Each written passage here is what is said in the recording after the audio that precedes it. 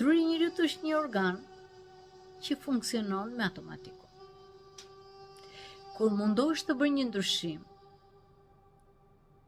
truri nga që nuk do të dalë nga komforti i tij, atëherë ti e pa alarmin. Diçka po ndryshon. Dhe të ul energjinë duke të thënë e shtym më vonë. Ti e di se është mendimi yt, në të vërtetë është truri që ty të mban mbrapa, që mos të bësh atë ndryshim.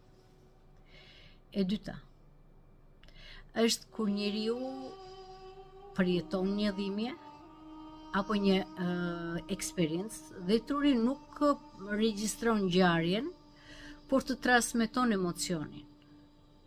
Dhe vazhdimisht jep dhimbjes që sa vjen edhe shtohet. Dhe me kalimin e kohës çdo gjë të bukur e zvoglon, pra nuk shikon anën e bukur, përqendrohet tek dhimbja. Dhe kjo të bën vazhdimisht të mbetesh mbrapa dhe të ndihesh viktimizuar. Dhe pika e tretë, kur je vetëm, mendimet marrin kontroll, bashkë me mendimet, emocionet, dhe të krijohen histori, ngjarje, hamendje, dhe ato i pranon si realitet.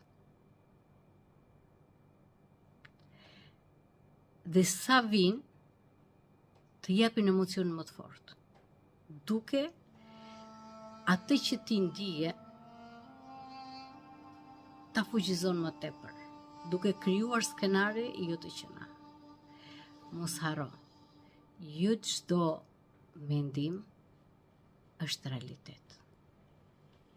Mos harroni, në realitetin jashtë e perceptojmë në bazë të këndvështrimit tonë, jo atë që është.